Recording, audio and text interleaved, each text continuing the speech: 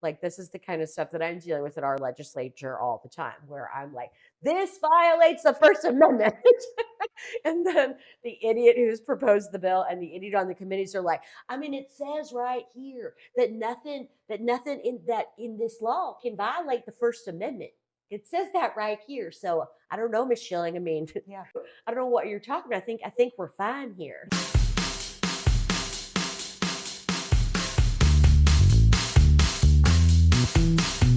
Welcome to Seriously, the podcast that dives into the baffling. We can't send them to a prison where there's animals, where there's livestock. The ridiculous. Like omelets better than sex.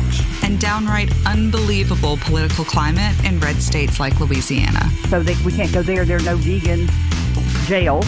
Seriously. Are we going to start the podcast now? Welcome to Seriously. We are 2 months into Trump Part 2. Because we're in Louisiana, that's DEAUX. Right. Mm-hmm. Some state legislatures have been in session since January. And today we wanted to talk about some of the fuckery that's happening in those states. Shit we're already seeing. So we're your host. I'm Michelle. And I'm Ellie. We're recording on March 22nd. So This is the state of things, March 22nd. Yeah. So I think that's just important for people to know that we want to let folks know what the general sort of like themes and like shit ideas and, you know, really dangerous proposals that are happening to be aware of in general. But some of these bills hopefully won't pass. That's right. That's right.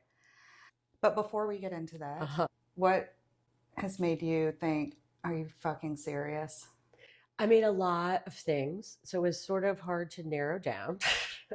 But I think my seriously moment this week is about the Trump administration's continued assault on the rule of law in terms of the courts and potentially not adhering to court rulings or respecting the fact that courts have the duty and authority to even like question what the executive branch is doing.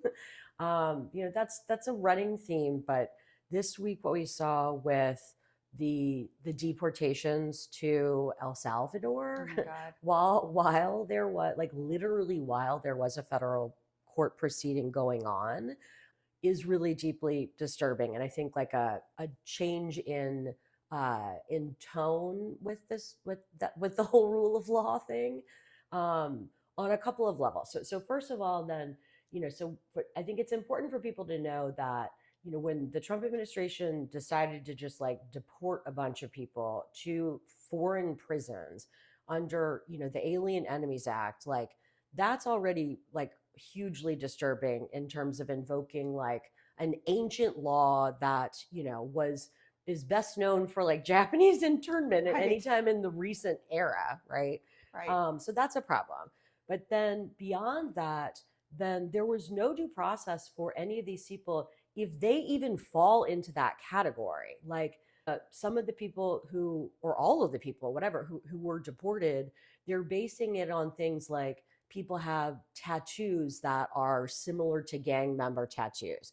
So like they're just saying that all these people are members of a violent criminal gang. They're not letting the courts suss out who is and who isn't. 100%. Like there's no, like in the immigration system, normally, then at least there would be some sort of hearing where you could go and say, okay, even if we disagree with the fuckery that you are invoking in terms of like how to deport people in general, I'm not one of those people. That's not me. So no due process. And then while they're flying people to El Salvador, a federal judge intervenes and says, send the planes back or do not let them leave the country. And the administration, by all accounts, did it anyway. And now that same federal judge is trying to figure out what the fuck happened, asking for information from the Department of Justice, from the Trump administration about, when things happened, why they happened. And they are actively like avoiding giving that information. Right. Like I heard yesterday, I mean, they might like invoke some sort of state secrecy bullshit, like why the judge shouldn't even be allowed to have that information. They're talking about impeaching judges? Yes, exactly. So like that's the next part, right? Is that like they're thwarting this judge and doing like his job anyway. And then the way that they're talking about this, and this is Trump and his whole administration, like the press secretary, going like on and on about how these federal judges, like, they're meddling with the executive branch and they don't have the authority to do this. Like that is like blatantly not true. Like Right. you can disagree with the court ruling. People do that all the time. It's called appeal it, fight it, and then appeal it. Right.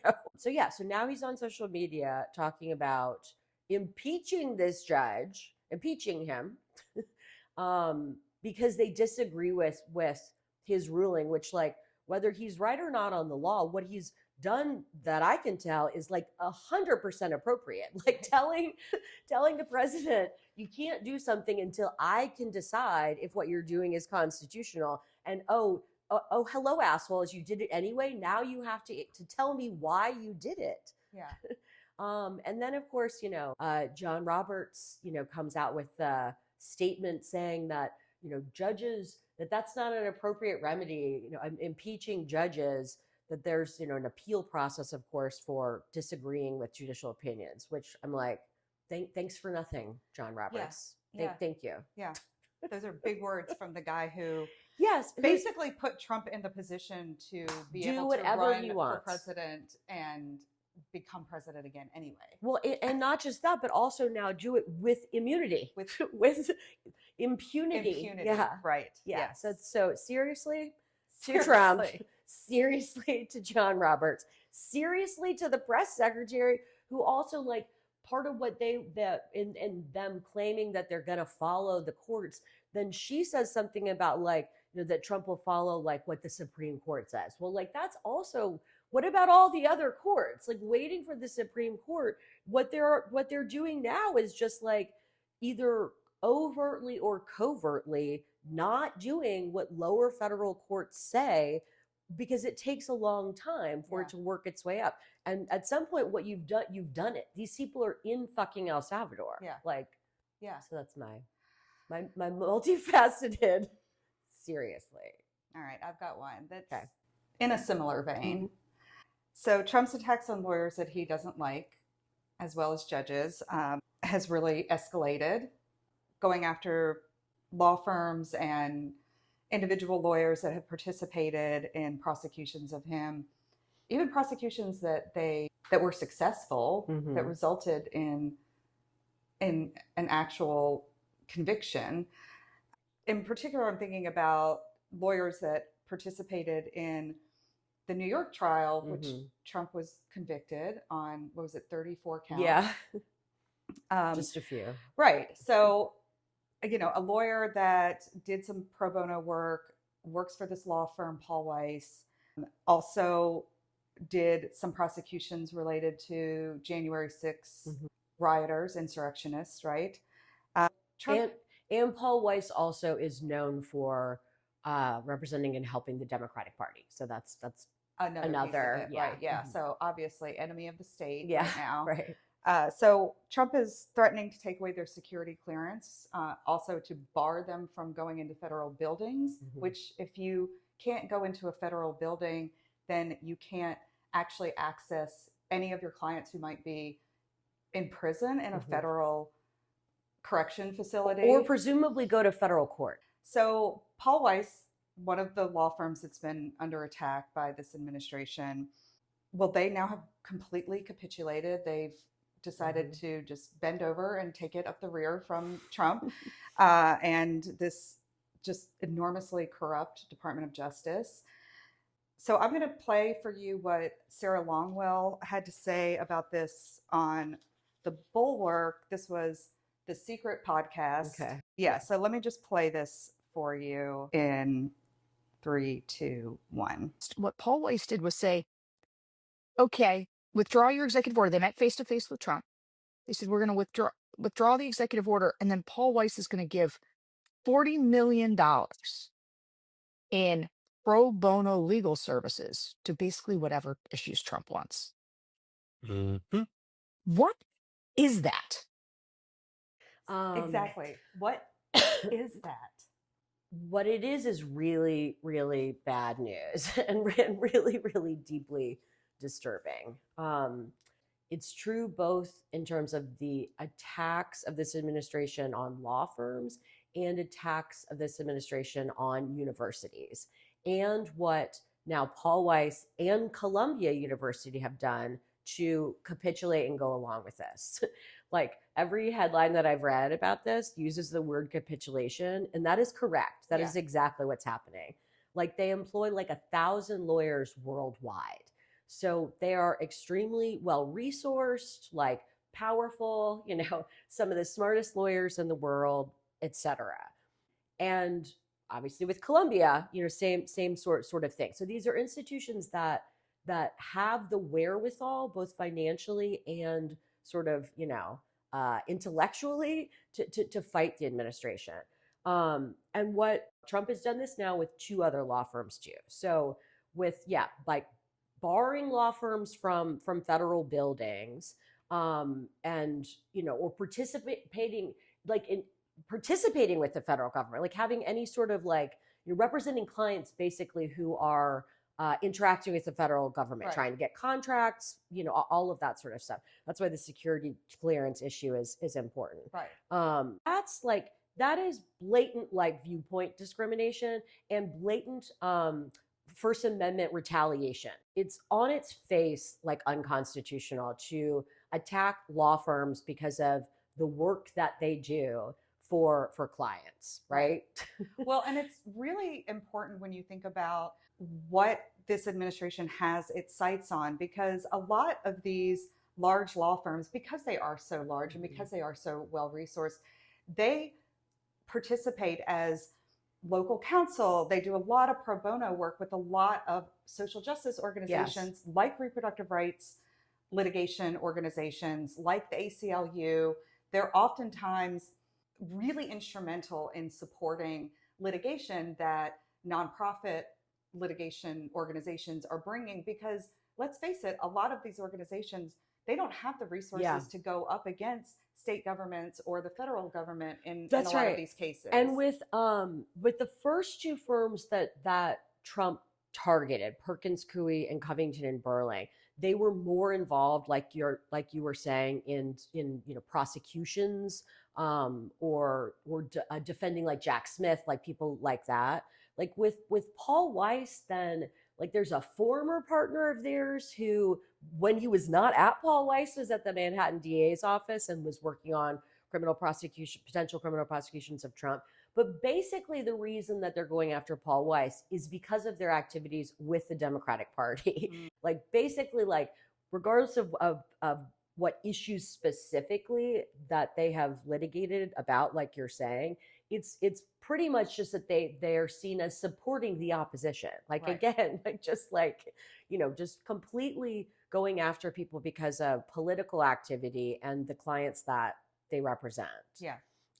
So that's hugely unprecedented and just incredibly disturbing, like on its face. And then the way that the legal community has reacted to this is also shocking and disturbing. Like basically from all accounts, then all other law firms, all the big law firms are basically like nervous about this too. Like it was hard for Perkins Coie to find someone to represent them in when they got their this executive order. They did get a really good law firm in the end, Williams and Connolly, to represent them. And Williams and Connolly is known for going up against the government. But you would have thought, I would have hoped, you'd have a line of lawyers out the door that were, coming to the defense of like their sister law firms, or like, editorials in the paper, amicus briefs, like all sorts of stuff. But everybody's like apparently kind of nervous and doesn't know how to react. And then this week, then Paul Weiss just decides, rather than fighting this, to just agree to a bunch of like just bullshit, like just to cave completely. The $40 million to support whatever the hell Trump wants them to support is insane. That's insane. And it's like very undefined, Right. of course. I Right. mean, so I'm sure this is like a mob boss, I mean, he got one of the biggest law firms and most respected law firms in the world to cave to what, like, I think any decent lawyer would say is unconstitutional in terms of the executive order. And when Perkins Coie fought it, they've gotten a TRO. So I mean, They at least were one on their federal way, judge, right. at least one federal judge agrees with me so far that like there's no basis for Trump to do this.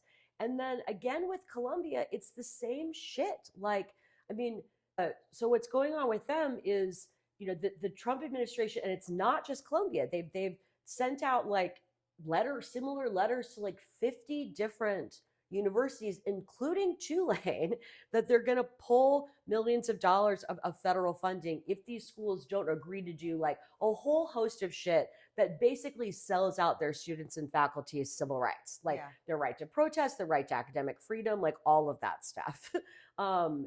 Which, by the way, with both of these, then I'm kind of amused that it's like apparently, law firms and universities, they're fine with, standing up for like their clients and their students when the government comes for them, supposedly. But like when the government comes like for me, when the government comes for my money, then like all of a sudden, it's a whole different story. Right. So the Trump administration, like similar, they just withdrew $400 million in funding from Colombia. Again, no due process. You're not allowed to do that. Like the federal government can institute investigations and shit like that through their Office of Civil Rights if they think that there's violations of federal law that, would entitle them to block or rescind federal funding. You can't just like take it back or block it without process. Right. That's what they did. And so again, lawyers writ large think that there would be like plenty of basis to fight that in court. And instead, then also yesterday, same day, must have been like a real banner day, banner day for authoritarianism. The same day that the Paul Weiss capitulation was announced, so is the Columbia University. They're popping bottles of, I'm going to say Riesling because that's, probably what the Nazis drank. Right. Riesling. That's right. So no shade on the Riesling people, I guess. But just before we move on, just the last thing I would say about this, because I could talk about this for hours, I really could talk about this for hours, is that it's no surprise that this would be / maybe already is authoritarian government is coming after universities and lawyers. Yeah. Like in any society, then those are the institutions that are seen as like, either like incubators of dissent or as those who protect dissenters. Right. So, that's really, really intentional, and that they've already gotten two of the best resourced and respected entities in those spheres to sell out and go along with it. I mean, I would never have thought in a million years that we would see that, particularly this fast. We're 2 months in. Yeah. Jesus. And I mean, they both did that within just like a couple weeks of the threat. Seriously? Seriously. Okay. Not that things are going to get any better in this next part of our discussion today. Moving on to the fuckery of the states. Yeah, let's talk about some of these bills. Okay. All right. You want to talk about what's going on, or what was happening in Kentucky? Sure. So this is related to the abortion ban in Kentucky. Kentucky has had a full abortion ban where the only exception was to save the life of the mother. And that's notwithstanding. So that was like a trigger law, like everywhere else, that went into effect. There was, lawsuits initially to block that. Some of it based on that there was a constitutional amendment in Kentucky that was proposed not long after Dobbs that would have been like what we have here, like the reverse of a constitutional amendment, where you're enshrining in your state constitution that there is no right to an abortion. and that was defeated. Kentucky voters did not go for that. So notwithstanding, this like absolute full abortion ban is in effect. So for the past few years, then legislators have attempted to pass exceptions to that ban. In particular, then a law called Hadley's Law, which is after Hadley Duval, which some of you guys may know, like our Caitlin Joshua has been very vocal about the harm of state abortion bans, particularly for victims of rape and incest. So a legislator in Kentucky proposed a bill that would add rape and incest exceptions and add reasonable medical exceptions and a whole bunch of other stuff that, like, you know, while not, of course, not ideal, everyone would rather not have the bans, but was like a very well thought out, reasonable approach to dealing with the problem. That's been introduced the past 2 years and was never even given a hearing, like not at all, which is a tactic we see here. 100%. So why don't you talk about that tactic, Michelle? That just like, well, maybe we just won't let anybody know about this bill that would protect rape and incest survivors and women experiencing serious medical conditions that, you know, might need abortion care. Yeah, we've tried to pass exceptions for people who become pregnant through sexual violence. We've tried to pass legislation that just would basically put in medical terms the language into the bill that would give medical providers more certainty and clarity about what they can and can't do under the law when their patient is experiencing a miscarriage or another serious pregnancy complication that may not be immediately life-threatening, but has implications for potentially their life or serious health complications. Similarly to what we tried to do, then the Hadley's Law bill in Kentucky would have also, you know, carved out exceptions where the medical circumstances, whatever is happening with the pregnancy, means that it's not going to result in a viable pregnancy. Right. So that, like, you know, again, like a doctor doesn't have to wait until you're about to die, when we already know, when the medical community already knows that, like, the fetus is not going to survive. Whatever's happening is already too serious. So, like, that's pretty common sense to me. Yeah, we have thought it was common sense. We've had a lot of medical providers support that. And quite frankly, we know that a lot of members of our legislature, even conservative members of our legislature, would support both of those exceptions. But what has happened in Louisiana is that these bills go to committee and they go to the Administration of Criminal Justice Committee, where there are no people on the committee, no legislators that have any expertise about medicine whatsoever. Right. They are there because they're former prosecutors. Some of them are, you know, former defense attorneys, who knows, or they have some reason for being involved in criminal justice. We're going to them who are involved in opposing criminal justice, I would say. Right. But it is called the Administration of Criminal Justice is the name of the committee. But at this point, then that committee has been curated to be people who are going to vote down bills that are criminal justice bills and vote down bills that would 100%. do anything that would be helpful It's on really abortion. the Administration of Criminal Injustice. Correct, yes. The N is silent. That's right. Criminal fuckery, but injustice. But those bills have gone to that committee, and we have not gotten a fair hearing on those bills in the past 2 legislative sessions. And most of the people on the committee get up and walk out of the room. They don't even want to hear the testimony of survivors of sexual violence who are coming and telling their stories, or the medical providers or the patients. It's so incredibly disrespectful and just disgusting that they don't even want to be confronted with the results, the actual living faces of people who are being impacted. Patients and doctors that are there telling them, and survivor. I mean, the people who are actually dealing with this shit on the ground. Right. And of course, that's what we've heard every year, but the past 2 years is that, like, it's a fait accompli, like that they've been given their instructions. The committee's been given their instructions from their overlords at the Right to Life, and they're overlords in, the leadership of the house who get their instructions from the overlords at the Right to Life. Yeah. That like, don't let any bill out of this committee, no matter what. Like, no matter what.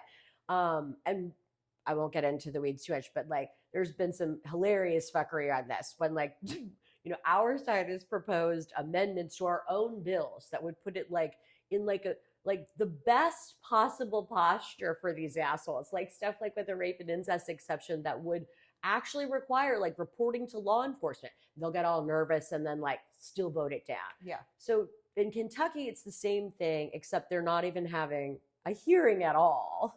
But the point being that they do not want these bills to reach the floor of the House. Because they don't want their members to have to vote on it, and they don't want to answer to their constituents because to why that's right. they voted against a bill that would protect people facing serious pregnancy complications or provide some sort of relief to someone who has become pregnant because of sexual violence. Yes. Because both of those things are wildly popular, Yes. even among people who describe themselves as pro-life, like regular people, meaning constituents. Yes. Both of those things are extremely popular. So yeah, one of the tactics has been to just like basically brush those bills under the rug and try to limit like the political fallout as much as possible by people not having to vote on them. Yeah. So that was the fate of that bill in Kentucky. But then like there was some last minute like kind of bullshit basically in Kentucky where they like quickly amended another bill, or it was two bills, but whatever, like quickly amended something else to add like exception language, medical exceptions, nothing on rape and incest, of course, but to basically to broaden the ban, or to address maternal health issues rather than just maternal life in the bill. It was not vetted. I mean, from what you hear from legislators there, like it was done very quickly. It was passed without really any input. And it's very similar actually to what we have here now, which is already a disaster. So, there's that.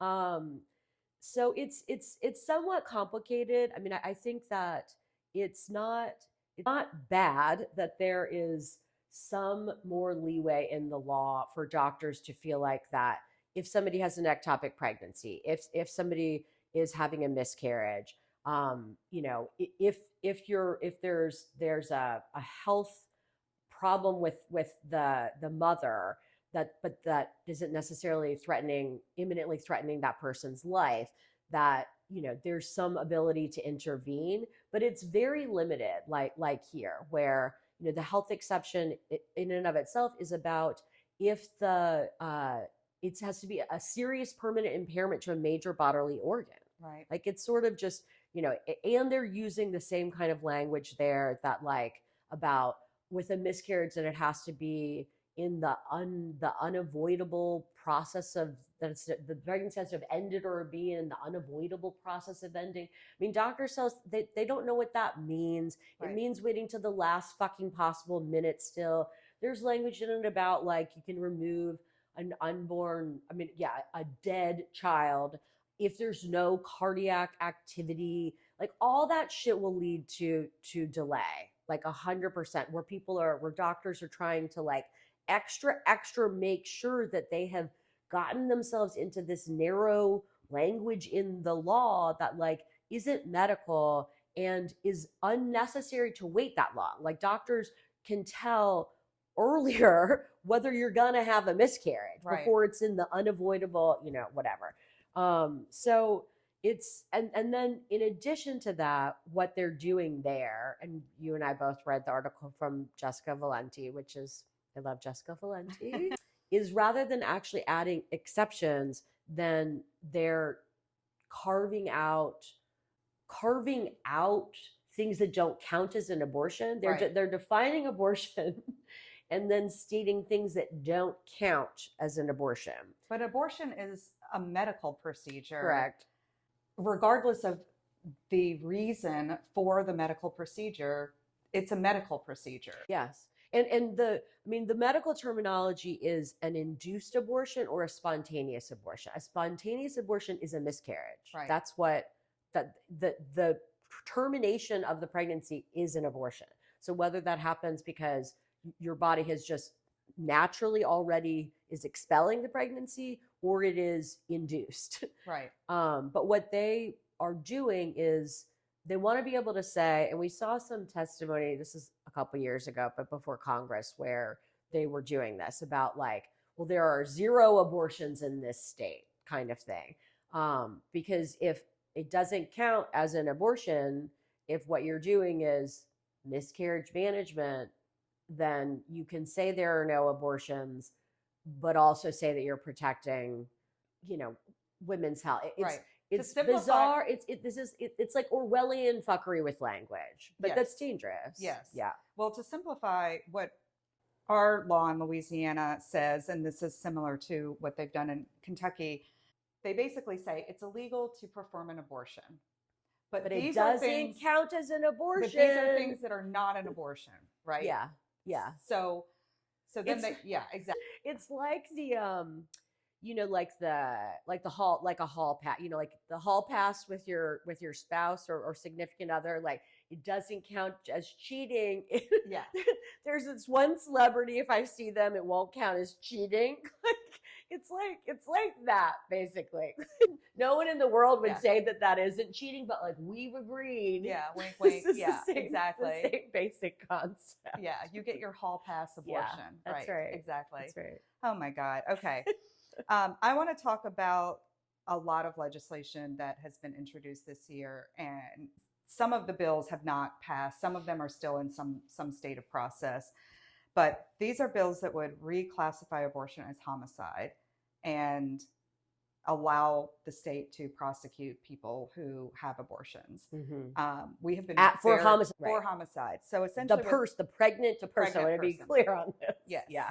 So most abortion bans in the country have some carve out that says this criminal law does not apply to the pregnant person. Mhm. So what these laws would do is override that. They would say, actually, if you have an abortion, then you have committed homicide and you should be prosecuted as such. And just to back up, then, the reason that this exception exists, the exception for the pregnant person, which people will remember with Trump part, part, yeah. part. Yes. Then when Trump, I think it was when he was running the last time, but when Trump was asked if, do you think that there should be some penalty for the pregnant woman? Then he said, yeah, I think there should be a penalty for the pregnant woman.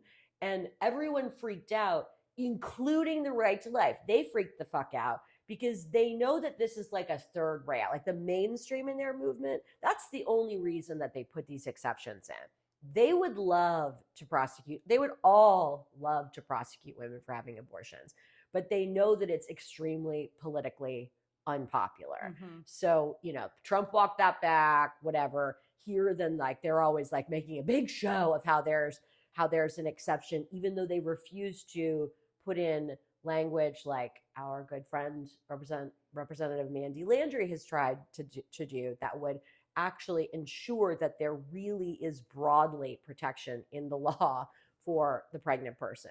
But then now there's a wing of an extremist wing of the anti-choice movement who is like, fuck it. Yeah. Fuck it. Why are we going along with this? Nobody ever wanted to do this. We were just doing it because like we thought people would be pissed. Yeah. So these laws have been introduced in Idaho, Indiana, South Carolina, Oklahoma, North Dakota, Texas, and also Kentucky. And none of them have passed so far, but we saw a law like this here in Louisiana in 2002. Yes. No, sorry, 2022. The same year. Yeah. It was basically right around, it was when the Dobbs decision had been leaked That's right. before the final decision. Those days. Yeah, it was Exactly. It was a fun time. Mhm. And there was a lot of controversy around that. And the bill passed out of committee and it Yes. went to the House floor. It was the first. We were the. There was a lot of coverage of this. Some people might remember. We were the first state in the country for a bill like this to ever like get out of committee. right. Mm-hmm. And so it went to the House floor, and the House Republicans couldn't bring themselves to just vote against this bill, Mm-hmm. but they didn't want the bill to pass. So Mm-hmm. they did all kinds And again, because they're overlords who were just the mainstream of the pro-life movement was like, oh no, this is like Not people good are for gonna us. hate this. Yeah, people we're gonna look bad. We gotta do something. Yeah. Mhm. Yeah, this is not a good look for Yeah, us. correct. Yeah. So they did some weird procedural Yeah. stuff where they substituted the bill on the House floor, which Is now our trigger ban, basically. It was Yeah. the amendments to the trigger ban. Yeah. Yeah, whatever. Yeah. so that they could all vote for the bill, but it wasn't the actual homicide bill. That's it was right. a substitute bill. It was wildly confusing. We did a whole like YouTube broadcast of watching the House floor debate and The discussing it because play-by-play. we wanted people to understand insane. what the hell just happened. Yeah. And it was absolutely insane. It was. And I remember that day, Representative Mandy Landry, who is an incredible member of the House of Representatives here in Louisiana, who represents a district in New Orleans, who's basically our number one champion on abortion and reproductive rights and justice in the House. She was texting us and telling us that there were all of these like commander looking people, like Yes. if you've watched The Handmaid's Tale, like the commanders, it's like all these like bearded white men in suits that had taken over the House. And Yes. she said it felt very, very threatening. There were that's right. I mean, this movement within the pro-life movement is militant. I mean, but Yes. what it's called, the abortion Abolitionists. abolition is what they call themselves, which I'm not. Yeah, I don't really know how they came up with that. They're abolishing abortion. I don't know. It's already been abolished, but anyway, that's if you hear about the abortion abolitionists, like be afraid, because I mean these are basically like Jan 6ers, and it was not long after January 6th that was happening. Yeah. And so these people are like all like in the gallery. And they evacuated the chamber at one point, like during all that It was shit. insane. I was very, very freaked out for Mandy. Yes. Yeah. I mean, and other people too, but she's like our AOC. Like she's like very recognizable. It's like if shit goes down, they'll know who she is. Yeah. Remember when she was running Oh and my they God. called her abortion I Barbie? do. That was a Yeah, good one. that was Yeah. good. Yeah. That was good. All right. So wait, so are we moving on from? Yeah, I got let's a move couple. on. I got a couple things to say first. Okay. So yeah, two things about like looking at these bills in the various states. Kind of, well, three things I guess that stuck out to me. One is that like several of them are blatantly invoking God. I know you'll love that. You love it when there's lots of Religion. bringing Christian religion into government. Yeah. It's my favorite thing. I know. So there's a few of these bills that like explicitly are like, you know, the God, the image created in God's, you know, sanctity of God's, whatever. And also then talking about equal protection of the laws Mhm. for the unborn. So due process. and equal protection. Yeah. So that's like a dangerous concept that people like this are dying to get in the law. And that so far hasn't happened on the federal level. That's personhood. It's 100%, you know, personhood for the unborn. Mhm. But so that's like in a bunch of these states. The other sort of running theme is that the main way that they're doing this is by redefining a human being as starting at the moment of fertilization, which you will recall that was what happened here Yeah. when Gwyneth O'Neill, another lawyer at my firm, and I were testifying against this bill. And that, like, I mean, if you redefine a human being from the moment of fertilization, that means that, I mean, homicide is defined as the killing of a human being. That means from the moment of fertilization, it would outlaw IVF. Like, I mean, the implications are enormous. And again, also just like full personhood. So that's kind of another running theme. But the other thing that I thought was like really sort of interesting and a little bit disturbing is that the bills otherwise are kind of not that similar. Like, they're all using sort of different language and different tactics of how to amend their state's law. And what I mean by why that's kind of disturbing is that normally when we see this kind of crap, It's like there's a template. Yes. there's a model Yes. bill that some has come from on high. some nefarious organization Yes. like Americans United for Yes. Life or the National Right to Life Yes. Federation or whatever. Yeah. Yes. But these are not they're not cookie cutters. They're not. Yeah. And I mean, I haven't read them all in depth, but like that's pretty obvious. So the concepts they're using are particularly the equal protection God crap is only in some. The redefining a human being from the moment of fertilization, that's like in all of them. Yeah. That's a constant, which again would have, not in addition to the homicide statutes, they're redefining a human being in all the law. So I mean, it's the implications would just be enormous.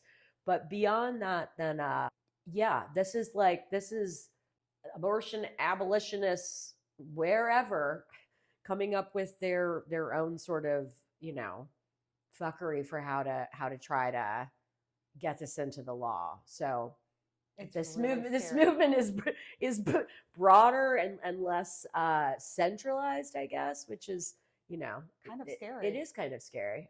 That's exactly right. Yeah. Okay. Next fuckery, Michelle.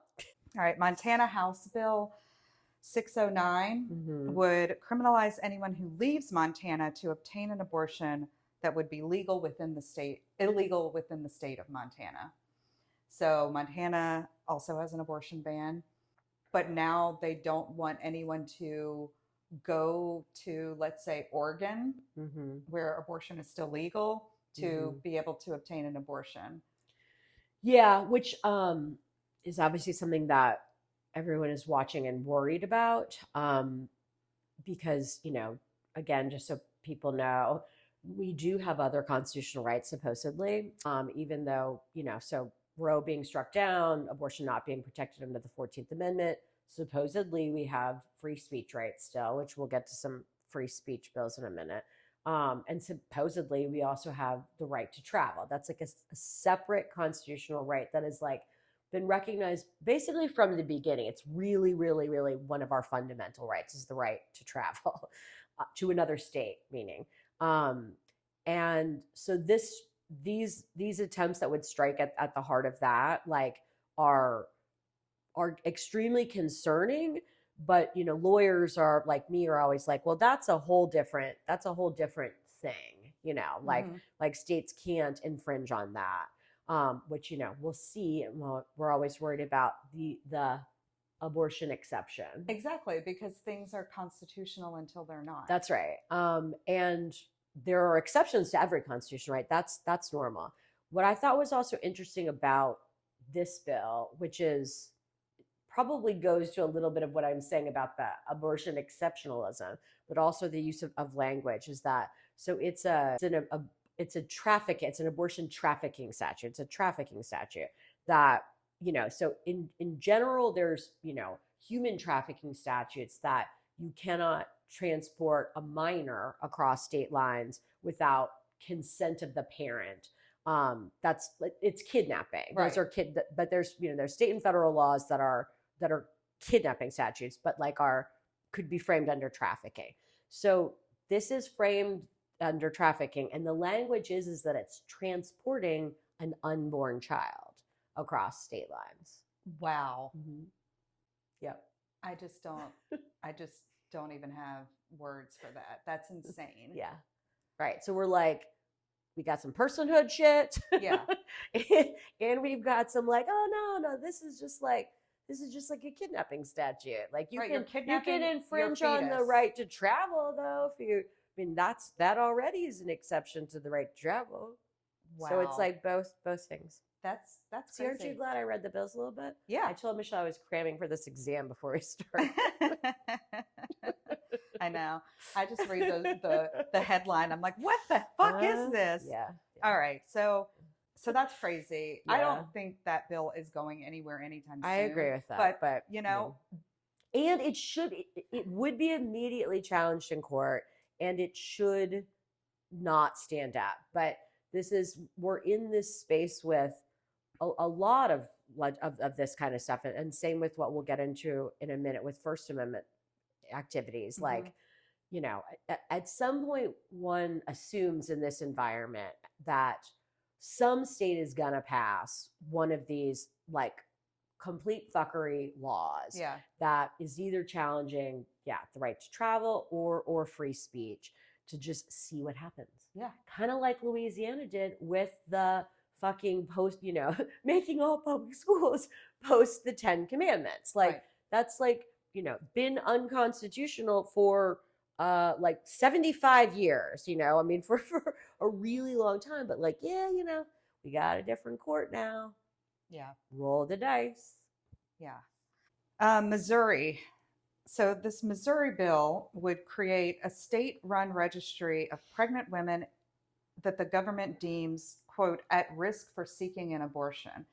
And so the idea with this bill is that the state wants to figure out who might want to have an abortion, and then they want to basically play pregnancy Cupid or match with that person and some presumably white Christian couple that may Sure. want to adopt this baby that the pregnant person doesn't want to carry to term. So this is really gross. It talks about, then like identifying whoever these people are for, like adoption resources, basically. The bill is like, I have it over here. I haven't read it closely yet.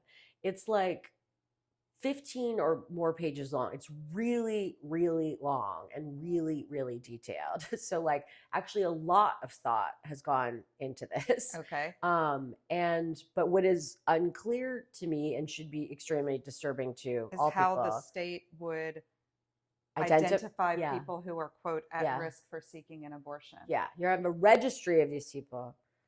How are you identifying them? And like it talks about, the bill talks about investigations. You're like who's allowed. A lot of the bills about who's allowed access to these type of records, because they know that that's going to be like the immediate sort of pushback. But like how is this being, how are these records being created to begin with? What's the fucking investigation to identify people? I mean, how do you do that? Well, presumably they are going to just be able to get this information from unlicensed pregnancy centers, which already are set up to identify what most of them refer to as abortion-minded people. That would, if that's the case, then I hope that people, and this will pass us, then I hope that there's a huge public awareness campaign that's, if you go to a crisis pregnancy center, your name will be entered into a statewide registry that allows then the government to investigate you. Yes. So another reason, don't go to a CPC. Yeah, don't go to one of these unlicensed pregnancy centers. If you want to know more about them, we will post a link about unlicensed pregnancy centers in the show notes. And activists in Missouri should be putting up signs everywhere. There should be a massive public awareness campaign. People need to put up billboards. Don't go to these places. That's right. That's already, people should not go to crisis pregnancy centers. They do not actually provide any real support. It's not worth having your name on a state-run registry just to get 2 cans of formula. That's right. It's just not. Or a free ultrasound. Yeah. But as we move to the last bill, the Texas bill, the other thing it makes me think of is because it seems not super clear in the law, like we're talking about how people would be identified. It's sort of leaving open, other ways to identify people, including like things that might become legal, like searches of people's internet history, like warrantless searches, or getting information from internet service providers. Like, I think they're like they're leaving their options open for what might be legal in the future to identify people. That's frightening. Yeah. Okay. Do you want to tell us about this Texas bill? Yeah. So this is the last that we thought of today to talk about of the fuckery. I'm sure there's like endless other fuckery, but like themes we're seeing. Then this goes along the lines of what we're already seeing in Louisiana and other states in terms of abortion inducing drugs are illegal here. And in Texas, it's illegal to ship them into the state, to buy them, here or from out of state, etc.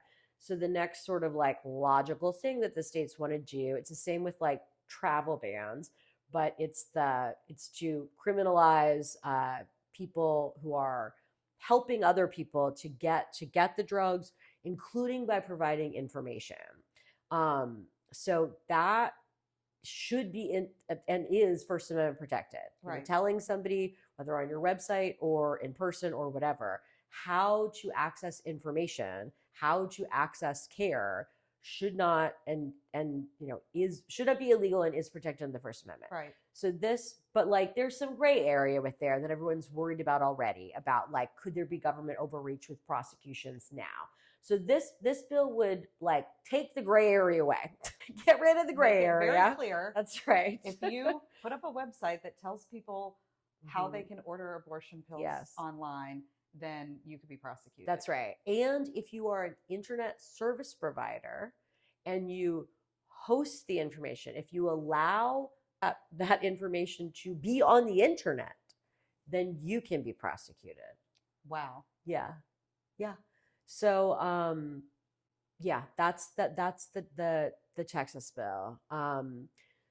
And I don't think it's moved yet, but I'm not 100% sure, but it's a very, again, sort of like well thought out strategy of how to essentially like, isolate people and block people from being able to access information, and under the threat of prosecution to other people for posting just accurate information that like should be First Amendment protected. Yeah. One of the things that I love about this bill, and I was looking at it, and we see this here too, is that there's a whole like section though that says like nothing in this bill should be construed to violate the First Amendment.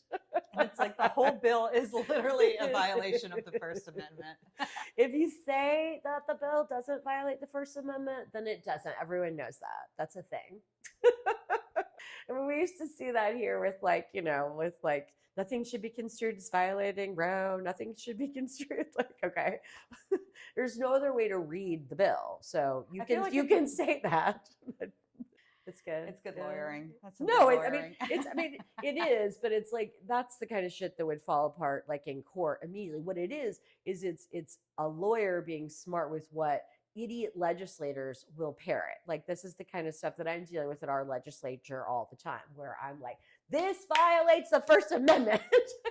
And then the idiot who's proposed the bill and the idiot on the committees are like, I mean, it says right here that nothing in this law can violate the First Amendment. It says that right here. So I don't know, Miss Schilling. I mean, Yeah. I don't know what you're talking about. I think we're fine here. Yeah. Sure. My favorite response in those situations is when they say, well, we're not here to decide what's constitutional and what's not constitutional.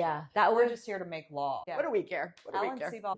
So we have a listener recording that I want to play for you. That's exciting. Yeah. So we're going to play something that we got from one of our listeners. And this comes from Jersey Girl.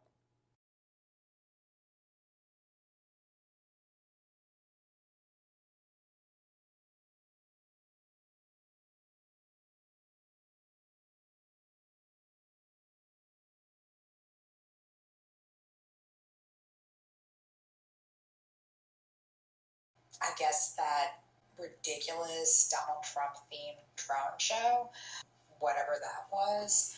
And then the state of Louisiana making it the law that the Gulf of Mexico must now be referred to by some ridiculous made up name.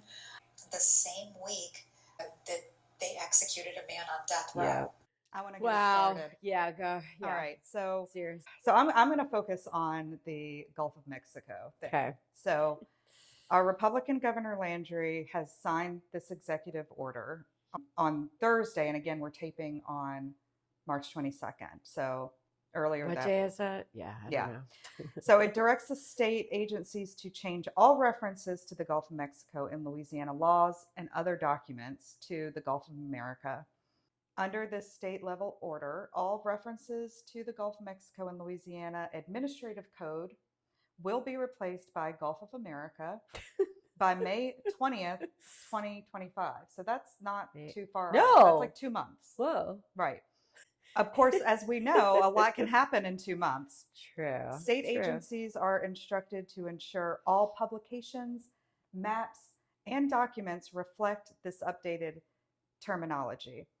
I mean, this is really a tremendous way for state agencies to be spending their time over the next 2 months in a state that ranks almost dead last in every way, only really ever to be outdone by Mississippi. And I apologize for Mississippi. Any shade on Mississippi? Yeah, no shade. I know that there's amazing people doing amazing work in Mississippi, and they're like us, Fighting against the fuckery. woefully, unrepresented by their elected officials. But what I thought about when I saw this was, we passed a law last year saying that schools could not call students by their preferred name. Right? This is one of these attacks on trans young people. Teachers, school administrators, bus drivers are prohibited from using the preferred name of a student if it's not the name on their birth certificate. So we are even if their parent consents, by Correct. the way. Yes. Just if the bus driver doesn't fucking like it. The bus driver doesn't like it. The teacher doesn't like it. Right. Sorry. Go ahead. But just the juxtaposition between trans kids can't use their preferred name, but now all state agencies have to use Trump's preferred name. That's right. That's right. Of the Gulf of Mexico. Yeah. I don't know what it says on the Gulf of Mexico's birth certificate. It says the Gulf of Mexico. I'm maybe something else. I'm going to but assume yeah. it doesn't say That's the been- Gulf of America. To me also, because of what you're talking about with, like lack of resources, then the sort of the smart thing about this, it's the same as like with the Trump administration, where it's like, let's just do it now, just fucking do it. Then it will be very hard to reverse later when like inevitably then the Gulf of America is not a term that actually fucking sticks, right? So it's because then everybody, all the agencies, all the whatever, have to spend all the money to get that out of the textbook. So I mean, yeah, the good news is that like Louisiana will continue to be educating people to look like fucking morons for like perpetuity, as then we go travel around the world and are seen as like coming from, like being uneducated. Like, we don't even know what the Gulf of Mexico is called. We think it's called the Gulf of America. Right. And, this may not matter in a place like Colorado, but in Louisiana, it does matter because that is It's one right of our here. borders. It's right here. Yeah. And because we have a huge oil and gas industry Yes. that operates. So we have tons of documents and tons Absolutely. of pieces of our administrative code that use the term Gulf of Mexico. So Well, don't worry.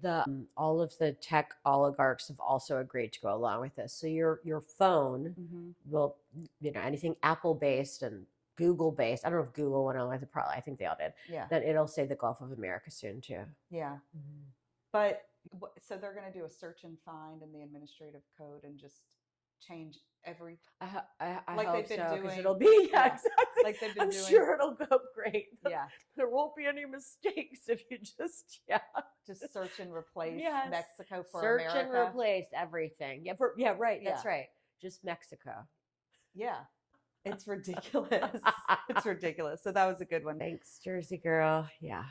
Okay, this is gonna do it for today. Get out your script, Ellie. I'm ready. All right, listeners. We are going to be back next week. And in the meantime, please rate, review, and subscribe to the podcast. You can follow us at Lift Louisiana on Instagram and YouTube. Yes, and we want to hear from you. Send us a voice message on Instagram and tell us what made you go, seriously? Just like Jersey Girl did. That's right. And join us next Monday. We're going to talk about what the Louisiana legislature has in store for us. We'll have the pre-filed bills by then. I'm like anxious already. I know. I kind of want to throw up. Yeah, great. All right. Maybe it'll be a bunch of good stuff though. Seriously. Seriously.